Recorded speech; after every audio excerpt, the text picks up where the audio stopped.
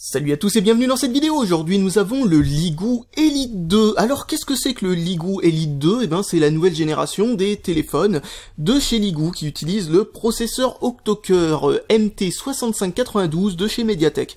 Alors vous allez peut-être penser qu'ils sont une génération en retard, mais oui, visiblement Ligoo ils ont plutôt tendance à ne pas vouloir retenter la catastrophe qui s'était produite au tout premier Lead 1 où il y avait à la sortie des tonnes de bugs, etc. Alors du coup ils ont préféré, à mon avis, je pense que c'est ça, attendre d'être certain d'avoir un système qui soit un peu plus stable avant de sortir ce nouveau téléphone basé sur un nouveau processeur.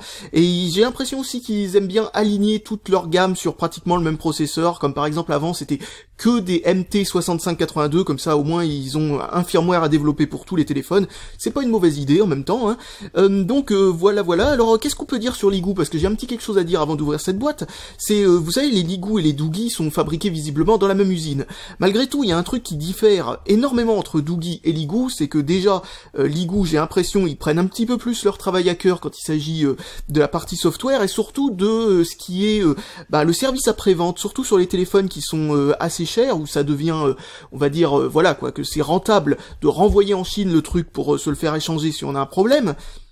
Eh bien, eux, ils permettent un truc qui est absolument génial, et que je pense pas qu'il y ait une seule autre marque qui permette de faire ça, c'est tout simplement de ne pas passer par le site en ligne où vous avez acheté le téléphone. Vous pouvez passer directement par la marque et contacter directement la marque, et il paraît que ça marche très bien. En tout cas, c'est ce que certaines personnes m'ont dit dans les commentaires de mes vidéos, et je leur avais posé des questions, etc. Je leur ai dit comment ça s'était passé, etc.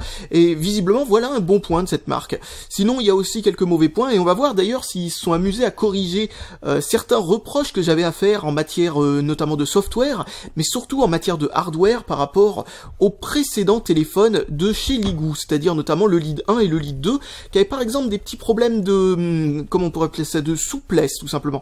Oh, déjà il est plus épais que le Lead 1 et le Lead 2. Alors un truc que j'avais remarqué en le voyant en photo, c'est que c'est littéralement un Lead 2, mais en version 5,5 pouces. C'est un gros Lead 2 en fait. Par contre, vous pouvez voir un truc absolument génial. Regardez cette petite découpe qu'ils ont fait pour que pendant le transport, ça n'appuie pas sur l'appareil photo. Bon, ça, on dirait qu'ils ont écouté ce que je leur ai dit. C'est incroyable, ça, purée.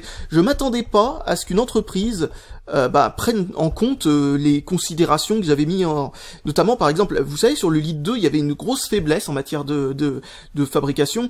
C'est que l'appareil photo était au milieu, il ressortait beaucoup et il appuyait sur la carte mère, ce qui pouvait péter, bien entendu, certains composants. C'est ce qui s'était passé avec le mien qui était passé par DHL. Là, ils ont fait un appareil photo qui dépasse pratiquement pas. Il est, il est aligné avec le reste, hein, il dépasse que sur la partie tout en haut. Et en plus de ça, ils ont fait en sorte que pendant le transport, eh bien, l'appareil photo soit... Mince, j'arriverai pas à le ressortir. J'ai mis la petite languette comme un con du mauvais côté. Voilà, c'est bon. Donc, qu'est-ce que je disais? Oui, eh bien, du coup, là, quand ça appuie dessus, ça appuie sur du vide, parce qu'ils ont fait un trou et le reste de l'armature est plutôt solide. Donc voilà, au moins, ils ont fait en sorte que ce soit plus solide à ce niveau-là. Donc ça, c'est une bonne chose. Un autre truc, comme je disais, c'est vraiment le Lead 2 en plus gros, et sans l'inconvénient qu'il y avait sur le Lead 1, c'est-à-dire en fait que l'écran dépassait un petit peu, et donc du coup, ça pouvait être problématique en matière de solidité, notamment pendant le transport, là aussi, et le Lead 2 n'avait pas ce problème. Donc le fait qu'ils aient repris le design du Lead 2, c'est plutôt une bonne chose à ce niveau-là, sans le défaut du Lead 2 d'ailleurs, donc ça c'est une bonne chose. Alors il y a deux petites barres d'aluminium qui ont été vissées, riftées ou je sais pas quoi sur le plastique de chaque côté. Alors ça c'est un peu un problème parce que c'est un petit peu les inconvénients du métal sans en avoir les avantages. Les inconvénients du métal, c'est-à-dire qu'en fait que quand c'est plié, ça restera plié et il faudra le redéplier soi-même à la main, c'est un peu con, alors que le métal, le plastique c'est élastique. Et pas les avantages du métal, parce que quand vous avez du métal tout autour, etc., ça permet de faire en sorte justement que l'armature soit beaucoup plus difficile à plier. Mais là justement, il n'y a pas ce qui... Enfin voilà quoi, c'est un petit peu bête. Après peut-être que l'intérieur, l'endroit où est vissé le processeur et ce genre de truc, est en métal lui-même, parce que ça j'ai vu que beaucoup de téléphones chinois avaient cette idée assez spéciale qui est de tout simplement faire en sorte que l'intérieur soit en métal, mais bizarrement l'extérieur est en plastique. Alors bon, ok, pourquoi pas, mais c'est pour la dissipation thermique qu'ils font ça, le fait de visser la carte mère sur du métal. Alors la batterie est déjà dedans, la batterie est gigantesque, je suppose que ça va faire des autonomies qui sont bien bonnes, parce que là aussi c'est un problème qu'il y avait avec le Ligoo Lead 1, pas forcément avec le 2, mais avec le Ligoo Lead 1, c'est que voilà, l'autonomie était vraiment pas top du tout.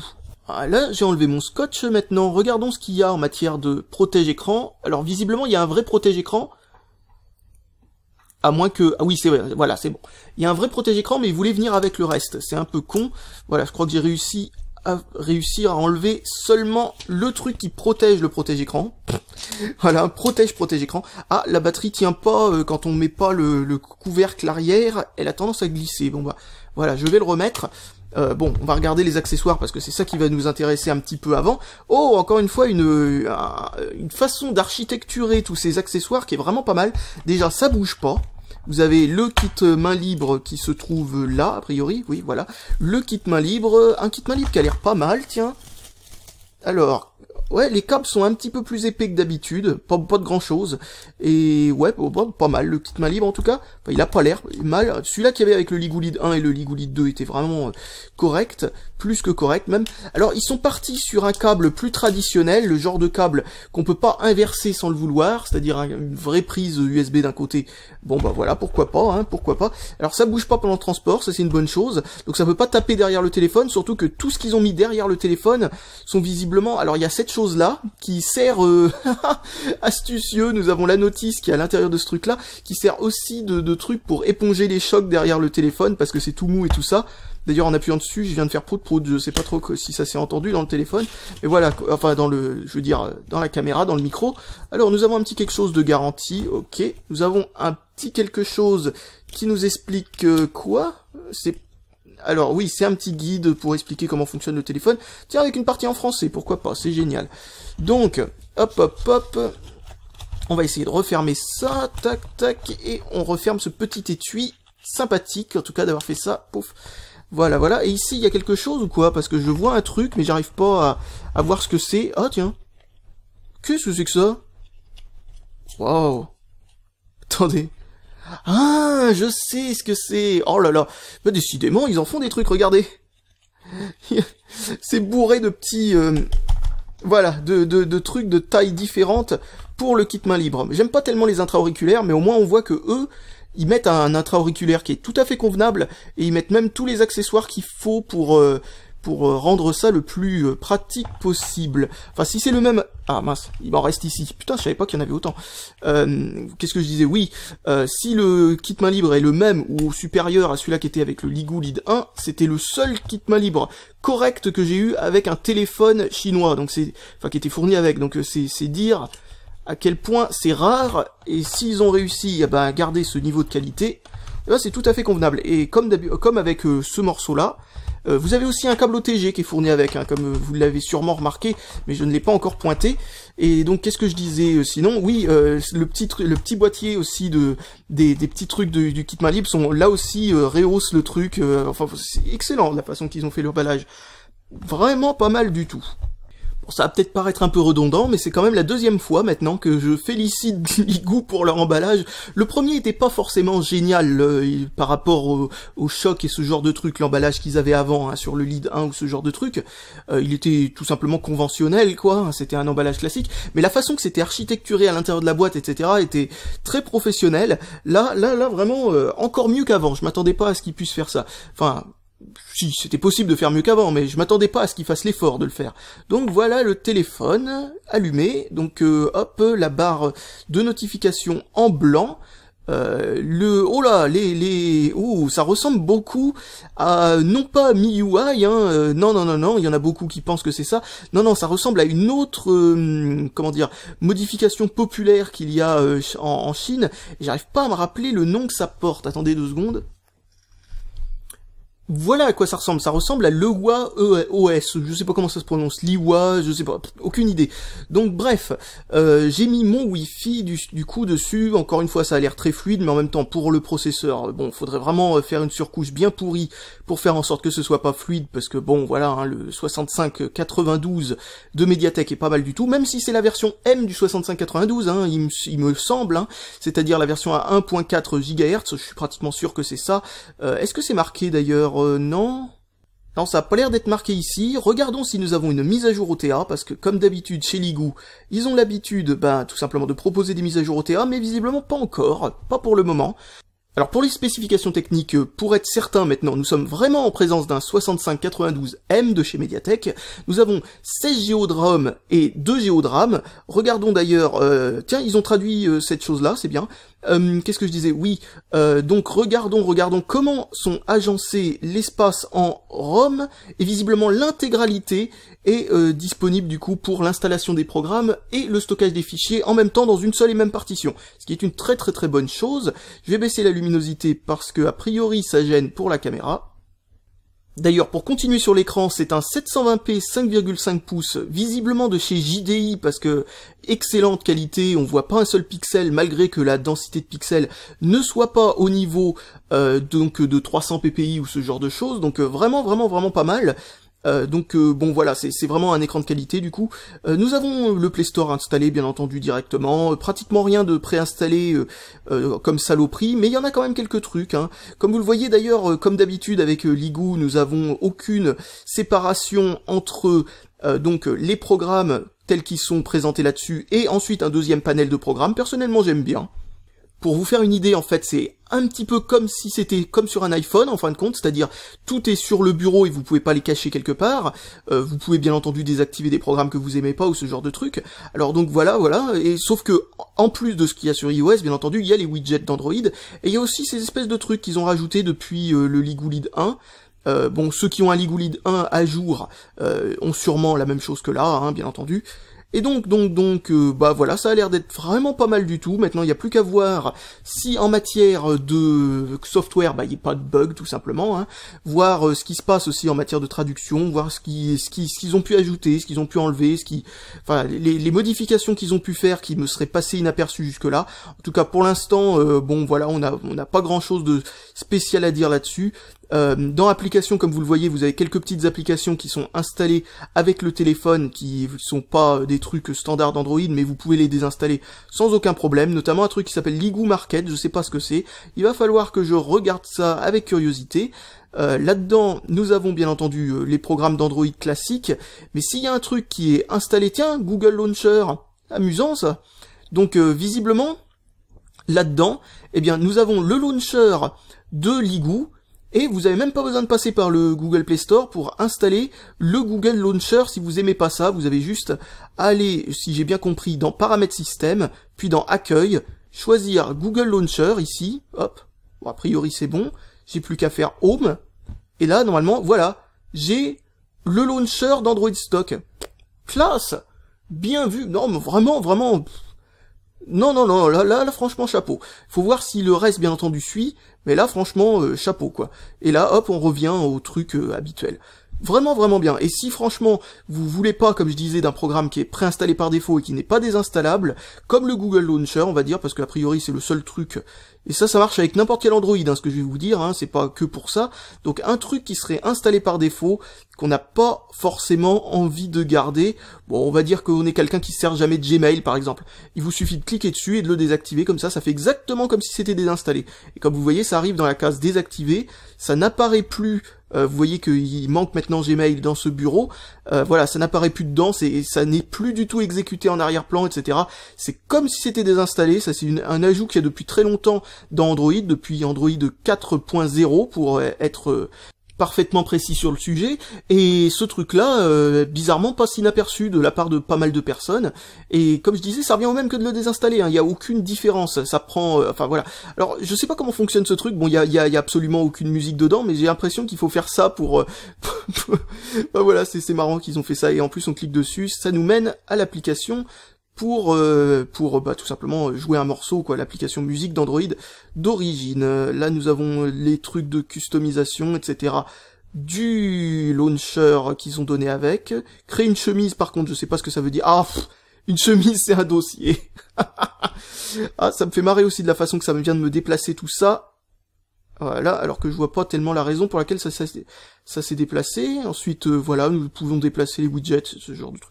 Ça a l'air d'être bien foutu, enfin, même si bien entendu ça a peut-être besoin encore de petits ajouts comme ça, et encore, comme vous avez pu le voir, c'est complètement, comment on appelle ça, c'est complètement optionnel. Vous pouvez revenir au truc d'origine d'Android en quelques clics. Donc voilà, ben, on se retrouve après pas mal d'utilisation de ce téléphone, et on verra si c'est une bonne affaire. Et me revoilà après avoir testé ce téléphone un petit moment, et qu'est-ce que je peux vous dire d'autre que franchement, il est très très bon. Sincèrement, bien meilleur que les précédents Ligou déjà par exemple. Il y a beaucoup moins de problèmes, beaucoup moins de bugs, etc. Et la qualité de construction a aussi l'air d'être clairement meilleure. Bon, malgré tout, il y a quand même des défauts, mais attention, il y a surtout une qualité assez impressionnante dans ce téléphone, c'est son autonomie. Alors là, franchement, c'est vraiment le point fort de ce téléphone. C'est pas marqué, enfin, de manière très claire sur le site internet ou ce genre de choses, que ce téléphone a vraiment quelque chose d'exceptionnel en matière d'autonomie, mais en le testant, j'ai tout simplement pu voir que, très sincèrement, on dirait que c'est un de ces téléphones, vous savez, comme le THL 4000, ce genre de choses, qui ont été faits pour avoir une énorme autonomie. Sauf que, bon, bah, c'est juste une batterie 3000 mAh, etc. Enfin, c'est 3200 a priori, et là, ça a l'air d'être vraiment 3200, parce que franchement, pour atteindre des niveaux pareils d'autonomie, je veux dire, faut le faire, quoi. Là, franchement, il y a de l'autonomie, quoi. C'est-à-dire qu'il y a entre 9 et 10 heures d'utilisation en texte uniquement, il y a entre 6h30 et 8 heures en utilisation normale, c'est vraiment énorme, parce que je sais pas si vous vous rendez compte, mais dans une journée normale, pour quelqu'un, a priori, quand il se lève jusqu'à ce qu'il se couche environ, eh bien, il y a au minimum 14 heures qui se produisent, et 16 heures au maximum, plus ou moins, enfin c'est dans ces ordres-là, vous voyez un peu l'idée. Eh bien, bon, disons 17, pour quelqu'un qui vraiment dort pas beaucoup la nuit, ce genre de choses, eh bien, très très sincèrement, avec un téléphone pareil, c'est-à-dire en gros, comme je le disais, avec une moyenne d'environ 8 heures, 6h30, 8 heures d'autonomie écran allumé, c'est vraiment gigantesque, quoi. Faut vraiment faire que ça, que de regarder son téléphone pendant toute la journée, quoi, pratiquement, pour réussir à aller au bout de la batterie sans trop de problèmes. Et vraiment, c'est incroyable de voir à quel point ce processeur consomme peu d'électricité, parce que avec enfin voilà, avec une batterie comme ça, 3200 mAh, ce genre de choses, bon, disons plus ou moins 2800 si on compte avec l'exagération qu'il pourrait y avoir habituellement, ce genre de choses, avec un écran aussi bon, avec tout ce qui va avec, etc. Très très sincèrement, là on a des autonomies qui sont au-delà de la plupart des hauts de gamme, quoi. Vraiment, oui, j'ai même pas honte de le dire, on est quelques heures au-dessus de la plupart des hauts de gamme, quoi. Même en jeu, il a une sacrée bonne autonomie, entre 5 heures et 6h30, ce qui est vraiment énorme, encore une fois. Enfin, franchement, c'est très difficile d'atteindre la fin de cette batterie en une seule journée. Et en veille, bien entendu, ça doit se compter au niveau de 6 jours, un truc comme ça, avec, comme d'habitude, mes habituels 5 comptes email, Facebook, Twitter et compagnie, etc. Enfin, vous voyez un peu le truc. Franchement, ce téléphone a une sacrée autonomie et c'est vraiment son point fort. Ensuite, au niveau hardware, il y a quelques petits trucs assez sympathiques, notamment par exemple le bouton Home qui clignote pour vous dire que vous avez des notifications. On a déjà vu ça notamment avec le Elephone P6000, c'est un petit quelque chose assez sympathique. La lettre de notification qui s'intègre à l'intérieur du bouton Home, quoi, tout simplement. Et ensuite, la qualité d'image, encore une fois, comme je le disais, l'écran est vraiment fantastique. C'est vraiment un excellent écran. Visiblement, ça c'est une constante chez Ligou, hein. Ils ont tendance à avoir vraiment des écrans, mais qui ont des couleurs qui pètent et tout. C'est vraiment très bon. Un truc par contre qu'on n'a pas l'habitude de voir chez Ligou, c'est tout simplement la précision de l'écran tactile. Et franchement, là, l'écran tactile est vraiment très bon. D'ailleurs, l'écran tactile, en parlant d'être très bon, il a aussi une particularité assez sympathique, c'est que il y a une option que vous pouvez activer qui permet d'augmenter la sensibilité de l'écran, ce qui permet de pouvoir taper à travers des gants. Vous savez, vous avez des gants, pas forcément trop épais, mais ça fonctionne avec une épaisseur quand même épaisse comme ça, c'est-à-dire 3 mm, des trucs comme ça. Enfin, c'est pas forcément une matière qui est forcément la même que vos gants, ce genre de choses, donc bon, ça dépend de la matière, ça dépend de ce genre de choses, mais ça arrive quand même à bien traverser, etc., et franchement, ça c'est bien, ça c'est une bonne fonction, que l'on voit dans pas forcément énormément de téléphones, mais voilà, c'est une fonction sympathique qu'on a sur un téléphone qui est pas trop cher, et ça c'est vraiment bien vu. Donc voilà, la précision de l'écran tactile, ça c'est un truc qui pose aucun problème. C'est peut-être même un peu trop précis parce que le truc c'est que avec ce genre d'écran hyper précis, etc., on peut cliquer avant même que ça touche. Bon, ça c'est normal, hein, en même temps avec tous ces écrans. Mais comment dire, l'épaisseur qu'il y a. Oh non, là ça pose pas de problème là aujourd'hui là pour ma démonstration. Mais en tout cas, ce qui peut arriver des fois, c'est que vous tapez très vite, etc. Et ça détecte des endroits où vous avez touché alors que vous n'avez pas touché, parce que ça a détecté pendant que vous êtes en train de déplacer vos pouces, par exemple, sur le clavier, ce genre de truc. Bon, le clavier a l'habitude de bien régler ce genre de problème, de bien les corriger, etc.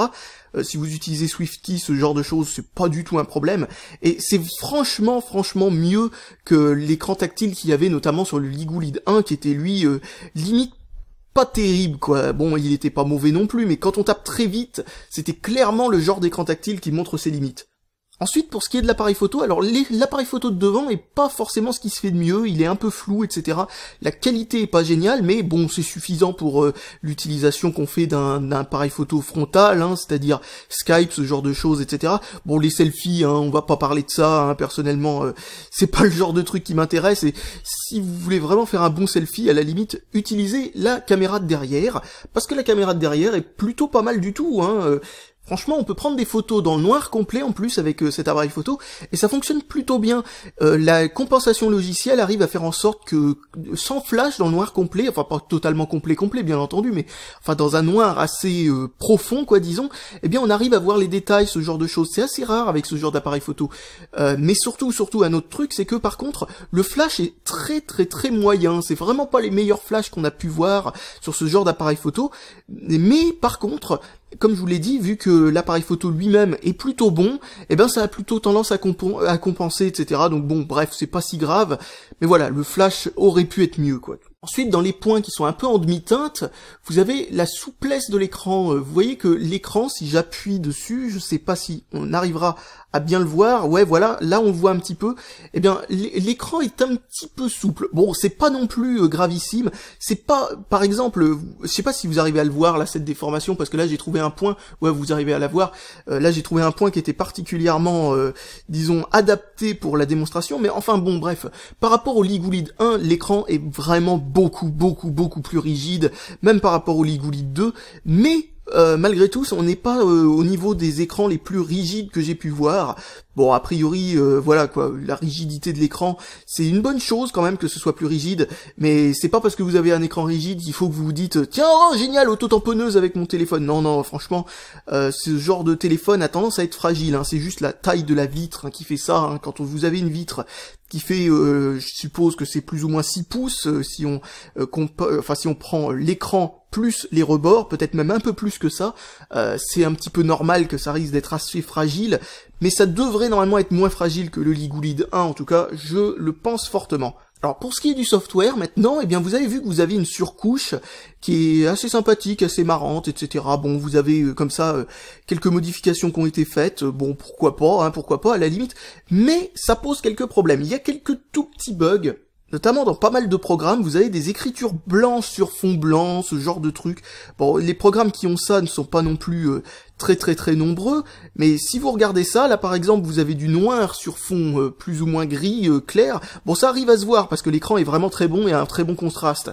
Mais franchement, c'est pas terrible d'avoir ce genre de truc. Et il y a aussi quelques bugs, notamment quand je clique là-dessus habituellement, ça fait apparaître dans Quick System Info Pro une petite fenêtre qui vous demande si vous voulez tout fermer, etc. Et là, ça le fait pas, alors je sais pas trop pourquoi.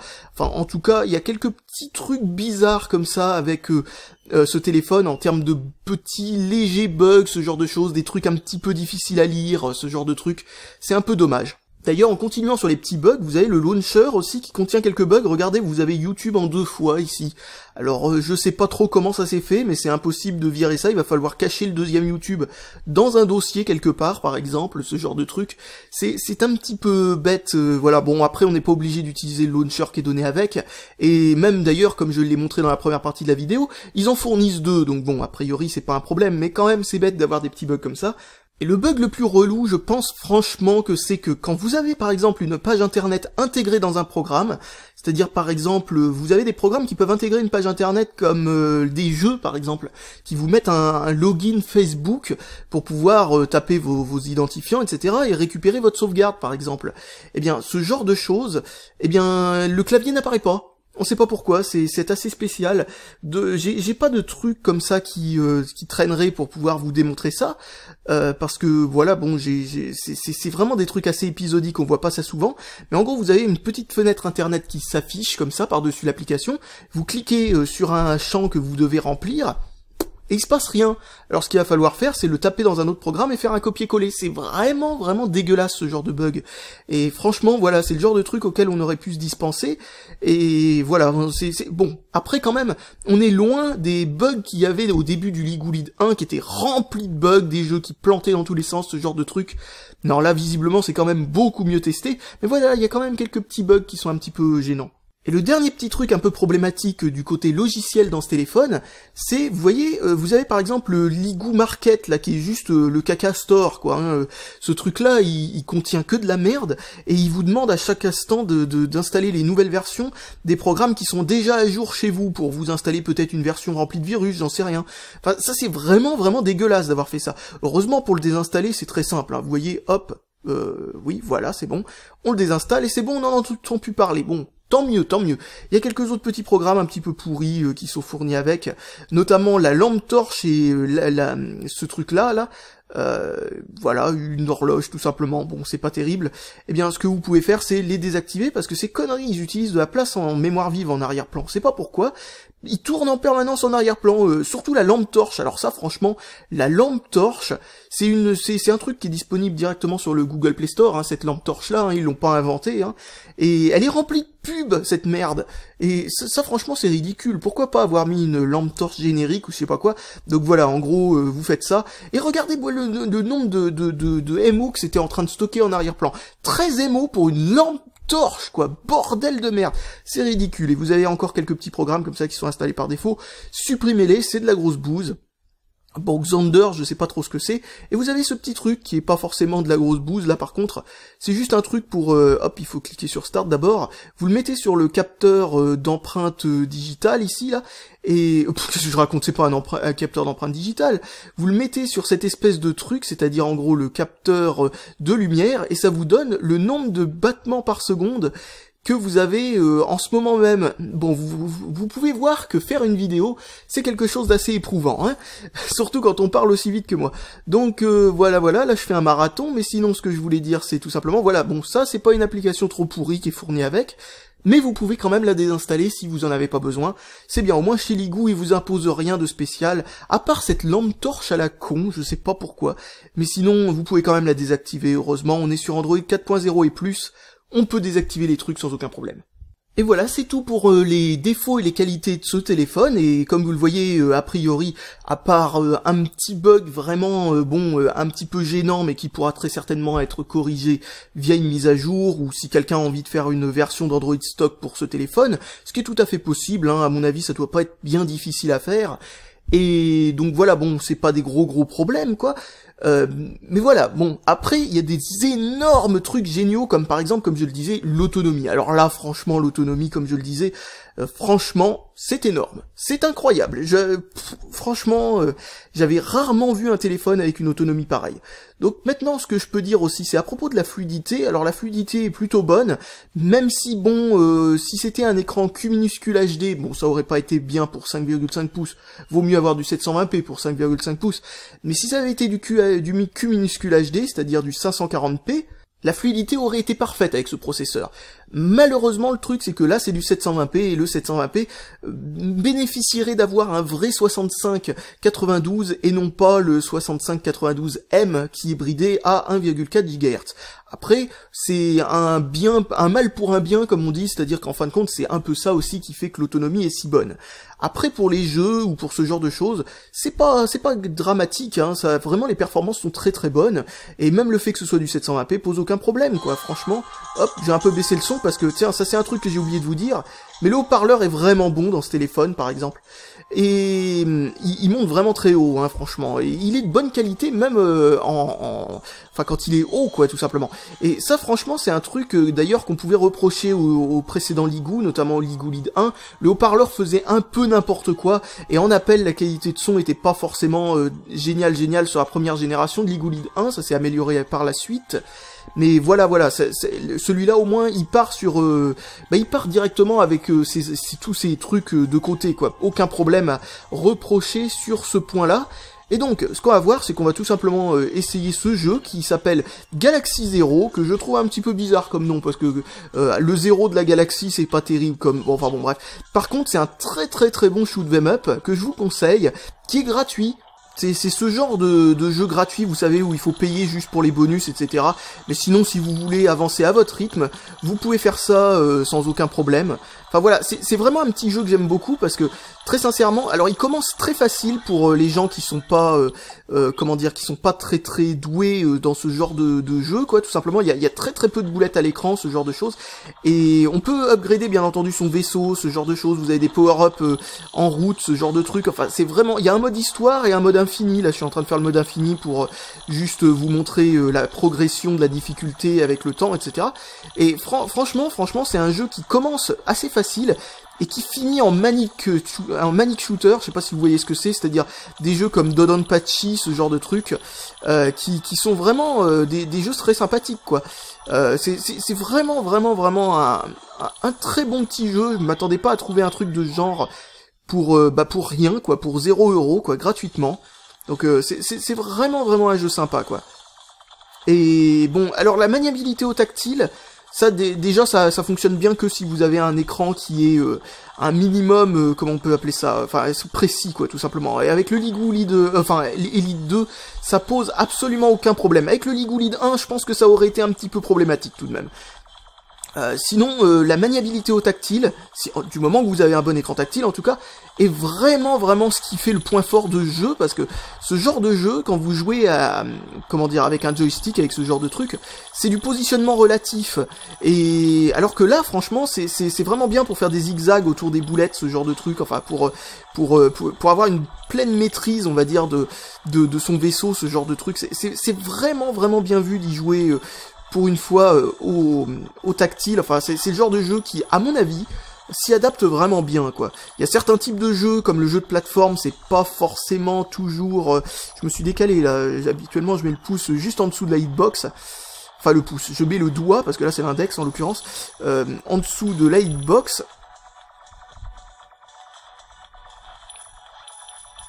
Et donc, je sais plus ce que j'étais en train de dire, mais sinon, voilà, oui, c'est ça que j'étais en train de dire. C'est pour éviter les ennemis, pour éviter les boulettes, pour éviter ce genre de trucs, c'est plus facile comme ça au tactile, parce que, comme je le disais, vous pouvez comme ça faire des mouvements, et... Alors, si vous vous demandez si ça rame un petit peu, etc., alors ce jeu rame beaucoup sur n'importe quel truc. Et on va dire que pour les manic shooters, c'est-à-dire pour ce genre de jeu, de shoot 'em up, etc., avec beaucoup de boulettes, c'est plutôt une bonne chose que ça rame, et c'est même normal que ça rame. Ça rame de la même façon sur pratiquement tous les téléphones. Alors, c'est peut-être volontaire. Le fait que ça rame est peut-être programmé en interne dans le jeu. Je suis pas sûr, hein. Mais c'est grandement possible. Parce que quand il y a beaucoup de boulettes à l'écran, c'est vraiment avantageux le fait que ça passe en bullet time, plus ou moins. Une sorte de bullet time.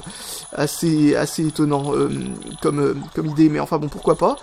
Donc, voilà. Bon, je pourrais y jouer un moment, hein. Parce que je commence à devenir à peu près correct à ce jeu. Alors vous avez une barre de vie dans le jeu, sauf que vous mourrez en un coup si vous prenez un missile, ce genre de choses. Il y a certaines attaques qui vous tuent en un coup. Alors, enfin bref, comme vous avez pu le voir, la progression de la difficulté augmente petit à petit comme ça. Donc voilà. Je pense que j'ai plus rien de spécial à vous montrer avec ce téléphone. Et j'ai pas grand chose aussi à vous montrer de plus sur ce jeu, c'est plutôt un bon jeu en tout cas. Donc voilà, je pense que j'ai plus rien de spécial à dire à nouveau, et je vous dis salut à tous et à la prochaine!